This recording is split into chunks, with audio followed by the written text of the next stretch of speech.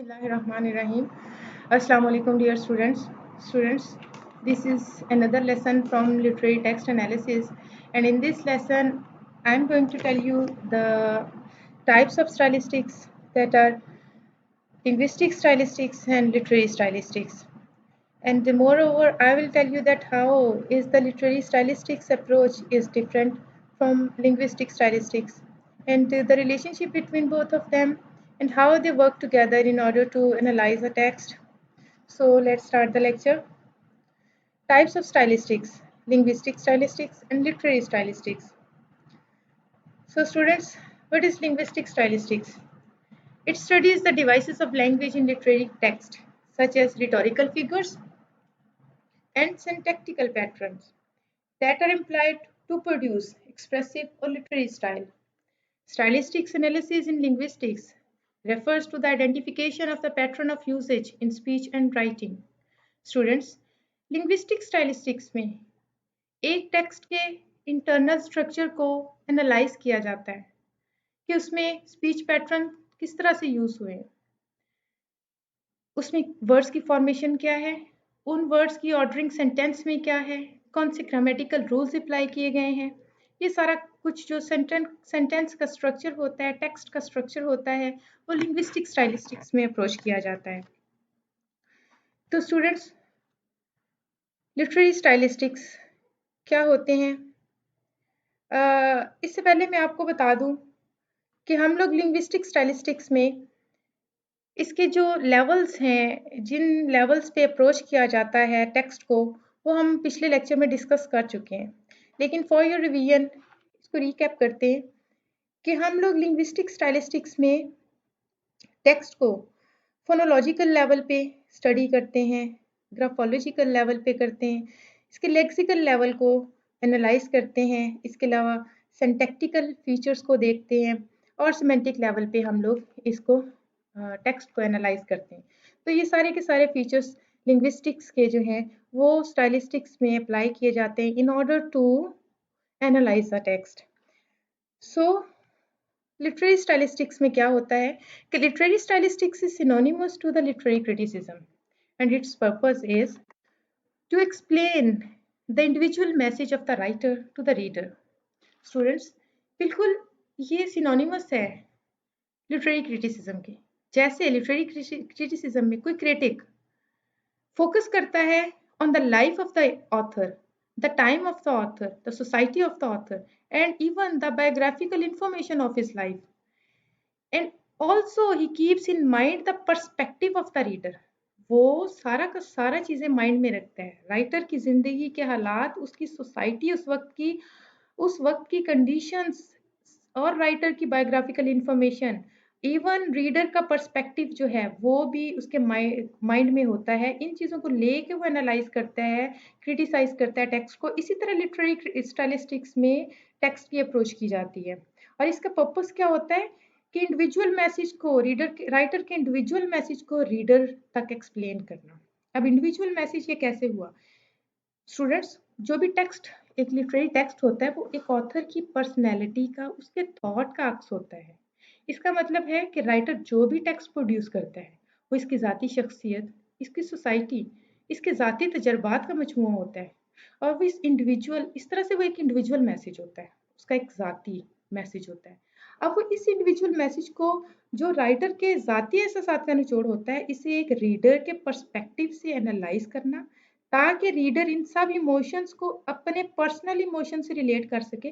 This is the job of literary stylistics.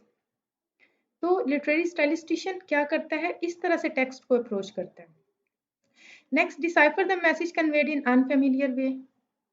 अब unfamiliar way, students, जो text होता है, लिटरेरी टेक्स्ट होता है, वो एक ऑर्डिनरी टेक्स्ट नहीं होता है.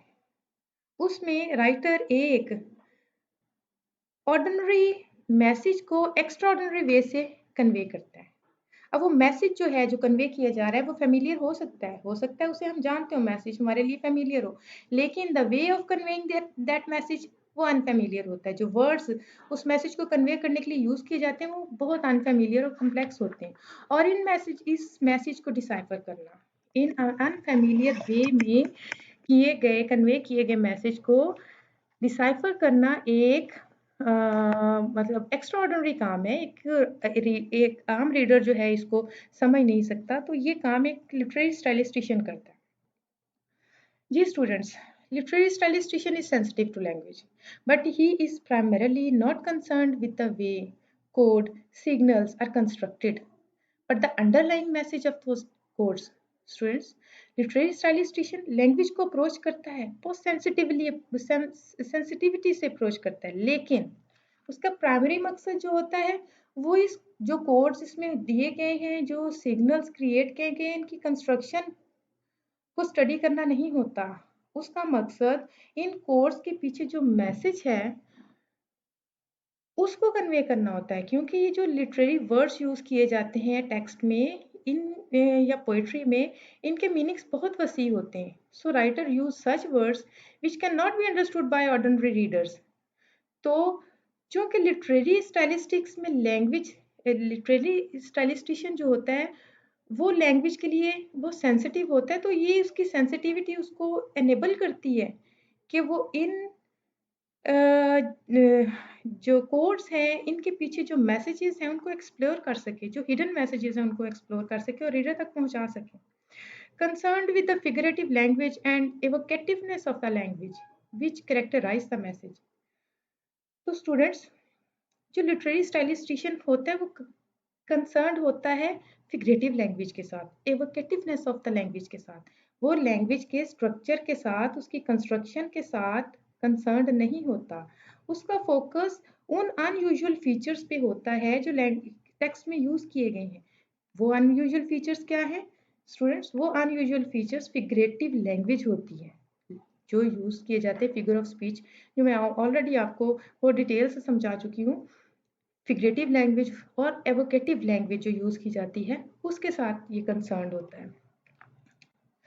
So in practice most stylistics analysis attempt to deal with the complex and valued language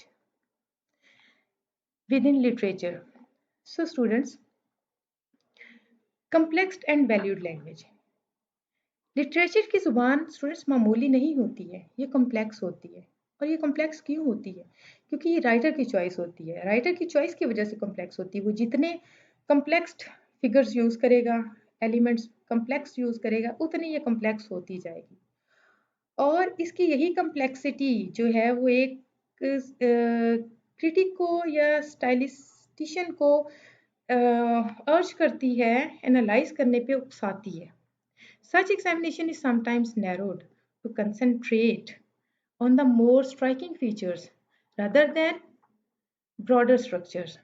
Students, यहाँ पे आके हमें डिफरेंस पता चलता है कि वो लिंग्विस्टिक स्टाइलिस्टिक्स की जो अप्रोच है वो ब्रॉडर स्ट्रक्चर पे होती है। ऑन द होल टेक्स्ट में जो स्ट्रक्चर क्रिएट किया गया सेंटेंस में, वर्ड्स की फॉर्मेशन में, सेंटेंस की फॉर्मेशन में जो स्ट्रक्चर है उस पे फोकस होता है। जबकि इतने बड़े टेक्स्ट में जो स्टाइलिस्टिशियन होता है, जो लिटरेरी स्टाइलिस्टिशियन होता है, वो नैरो करता है अपने कंसंट्रेशन को, नैरो करता है उन फीचर्स तक, उन स्ट्राइकिंग फीचर्स तक जो उसमें यूज हुए हैं, जो कहीं कहीं पे फिगर्स ऑफ स्पीच यूज हुए हैं, जो कहीं पे लिटरेरी डिवाइसेस यूज हुए हैं, और उन जो है वो फीचर्स को वो कंसंट्रेट करता है। और ये जो स्ट्राइकिंग फीचर्स होते हैं ये क्या होते हैं? ये असल में समटाइम्स हो सकता है कि डिविएशन फ्रॉम द लैंग्वेज हो। अभी डिविएशन क्या होती है? Deviation unusual use of language, unusual जो यूजुअली लैंग्वेज यूज नहीं की जाती, आम लैंग्वेज से हट के जो लैंग्वेज यूज की जाती है उसको हम लोग डिविएशन फ्रॉम लैंग्वेज कहते हैं या abnormal features of the text कहते हैं। जी, literary stylistician primarily concerned with the message and his interest in quotes lies in meanings they convey in particular instance of use। यानी कि लिटरेरी स्टाइलिस्टिशियन का जो interest होता है वो कंस्ट्रक्शन पे नहीं होता, कोड्स की कंस्ट्रक्शन पे नहीं होता, वो मीनिंग्स जो इन कोड्स में होते हैं उन पे होता है। वो इन कोड्स को इन कम्प्लेक्स मीनिंग्स वर्ड्स को की लेयर्स को उतारता है, उनको पील ऑफ करता है, लेयर बाय लेयर इन सबको वो पील ऑफ करता है और जो हिडन मैसेज है उसको एक्सप्लोर करता है, वो रीडर के सामने लाता है और इस तरह से कि रीडर उस मैसेज को अपने पर्सनल एक्सपीरियंसेस के साथ रिलेट कर सकता है। The beauty of language and how it is used to capture reality is the focal point of literary stylistics.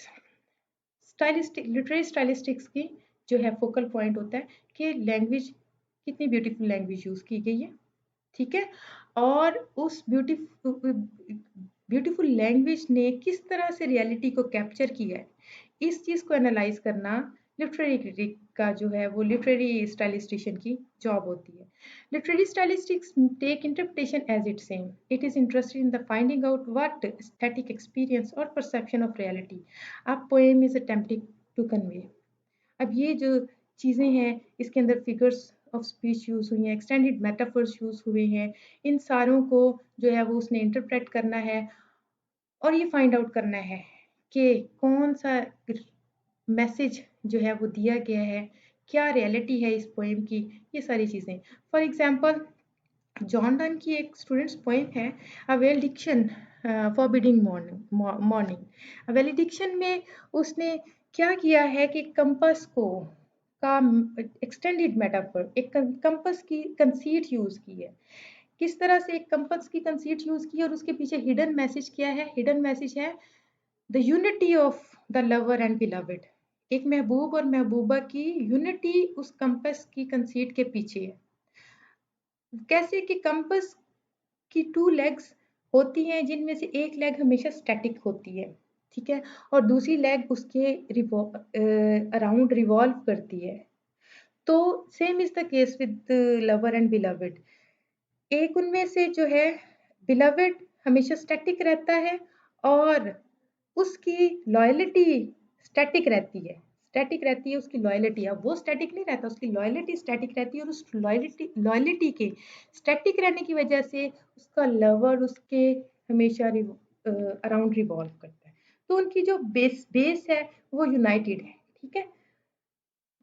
तो इस तरह से ये जो कंसीट यूज़ की गई है, ये इतना मतलब कॉम्प्लेक्स कंसीट यूज़ की गई है कि इस तरह की कंसीट्स यूज़ करने की वजह से उसको मेटाफिज़िकल पोएट्स का नाम भी दिया गया जॉन डन को।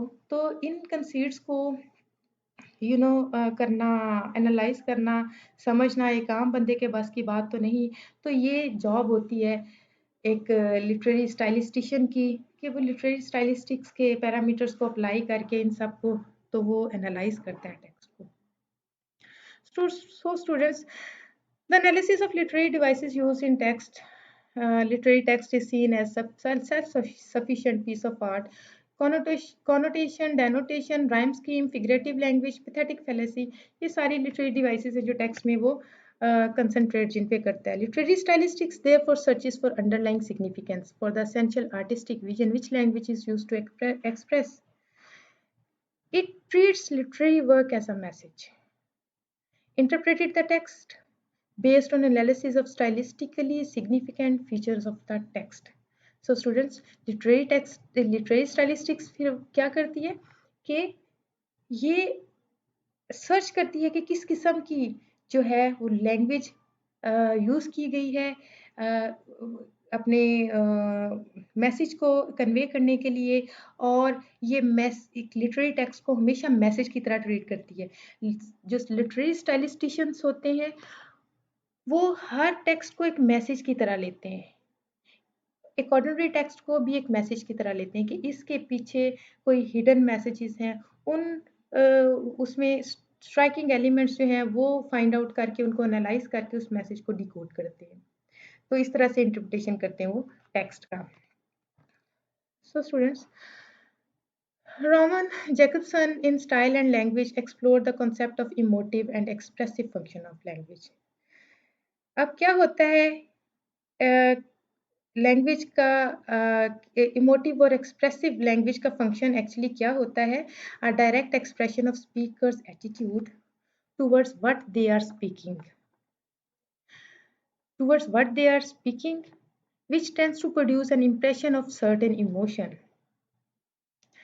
including words that carry emotional weight, persuade and convince us. तो स्टूडेंट्स, क्या मकसद होता है इस एवोकेटिव और इमोटिव लैंग्वेज का? ये इसलिए इमोटिव लैंग्वेज यूज़ की जाती है कि पोएट जिस एक्सपीरियंस से गुजर रहा है, वो सेम एक्सपीरियंस और फीलिंग्स रीडर्स पे भी तारी हो। ऐसी लैंग्वेज के इस्तेमाल का मकसद ये होता है कि रीडर खुद को उसी एक्सपीरियंस से गुजरता हुआ महसूस करे, उन खुद पर वही फीलिंग्स तारी होती हुई महसूस करे जो उस राइटर ने जिन फीलिंग्स के ज़ेरे असर आकर, जिन फीलिंग्स के अंडर इफ़ेक्ट उसने ये लिखा है, तो वो उसको लैंग्वेज उसने ऐसी यूज़ करनी है कि उसको पढ़ के जो रीडर है वो खुद को उन्हीं फीलिंग्स के ज़ेरे असर महसूस करे, खुद को उसी एक्सपीरियंस से गुजरता हुआ महसूस करे। तो including words that carry emotional weight, persuade and convince us.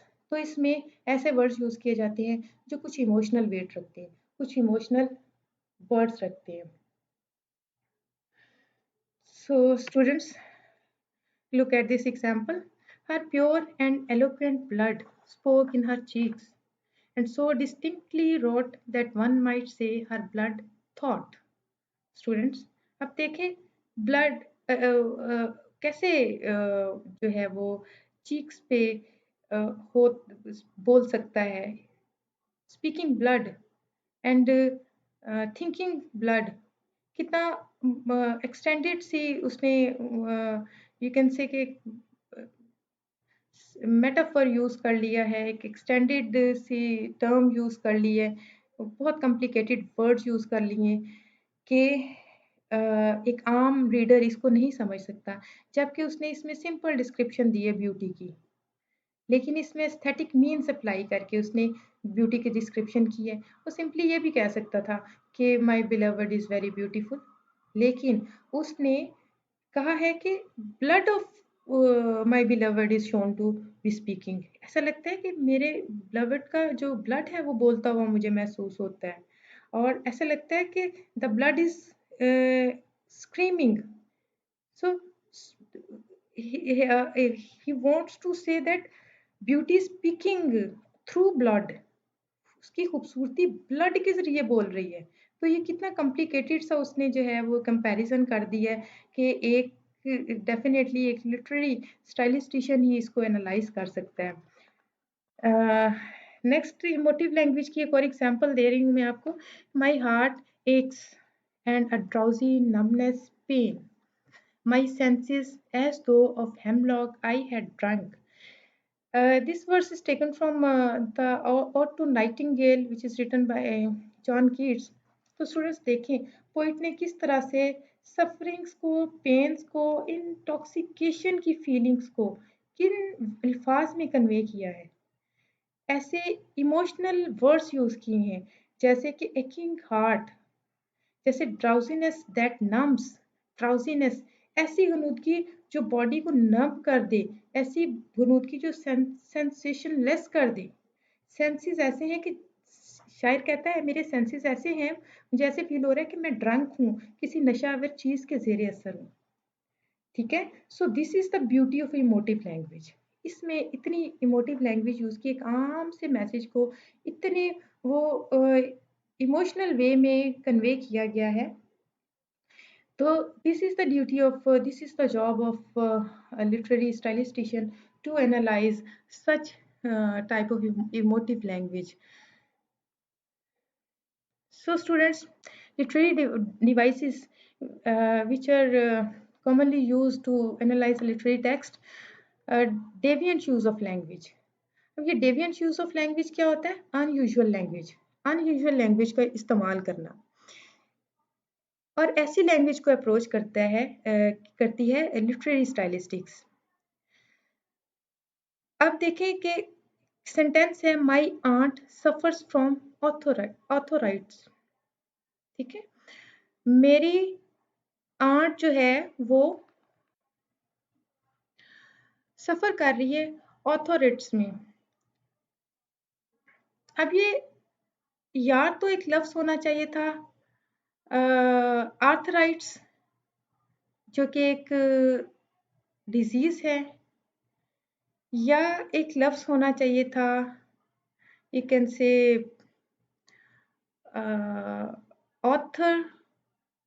Author लफ्ज होना चाहिए था।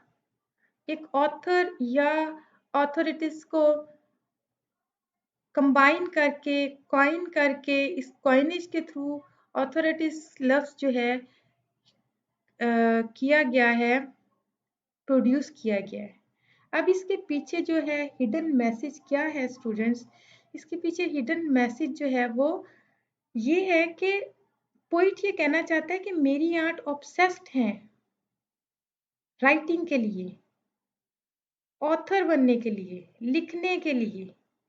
वो ऑब्सेस्ड हैं, वो लिखने का ऑब्सेशन रखती हैं, और शायर इसको एक बीमारी भी कंसीडर कर रहा है, यानी कि एक लिखने का उन पे इतना ज़्यादा वो पैशन तारी है कि वो उनके लिए एक उसके लिए एक बीमारी कंसीडर की जा रही है। तो यहाँ पे एक स्टाइलिस्टिशियन, इस ये कोड है, इसमें ऑथोरिटीज इसमें एक कोड है, इसको डिसाइफर किया जाता है इस तरह से कि एक लिटरेरी स्टाइलिस्टिशियन इसको डिसाइफर करेगा और मैसेज कन्वे करेगा कि my art is suffering from the disease of writing, interest in writing. उसकी आर्ट एक्चुअली राइटिंग के इंटरेस्ट की डिजीज में सफर कर रही है। तो उन इस लफ्ज को कॉइन करके, दो लफ्जों को मिला के एक चीज को वो उस एक कोड क्रिएट कर दिया गया। नेक्स्ट, अग्रीव अगो। अग्रीव अगो स्टूडेंट्स, आपको पता है अगो लफ्ज जो है वो यूजुअली टाइम मेजरमेंट के लिए यूज किया जाता है। ठीक है, टाइम मेजरमेंट के लिए इसको हम यूज करते हैं। तो अब इसमें जो है वो राइटर ने अग्रीव अगो लिख दिया, तो इसका मतलब है कि उसने अपने गम को टाइम के साथ कंपेयर कर दिया था कि गम उसका इतना मुस्तकिल रहा कि ऐसे लगता है जैसे वो एक वक्त था पूरा। Usually the expression ago is only combined with time measurement. To combine ago with grief is deviation from common language. इसको कहते हैं कॉमन लैंग्वेज से डिविएशन करना। कॉमन लैंग्वेज में अगो लफ्ज जो है वो किसके लिए यूज होता है? टाइम मेजरमेंट के लिए, लेकिन ग्रीफ के लिए यहाँ पे यूज किया गया, तो कॉमन लैंग्वेज से डिविएशन की गई है। The deviation draws the reader's attention to the importance that grief has assumed in speaker's life. It has become so dominating that it has replaced other time measurement. ये इतना dominate कर गया grief उसकी life में कि उसको time measurement के according उसको जो है वो स्टेट कर दिया गया। तो स्टूडेंट्स, इसको कहते हैं डिविएशन। अब पोइटिक लाइसेंस या inversion. Literary text generally and especially in poetry, syntax can differ from everyday usage. There is, on the one hand, a certain amount of poetic license which make it quite acceptable for the poet to deviate slightly from the ordinary text to accommodate sentence to the line form and meter. Such accommodation can be, for instance, inversion, that is change in word order.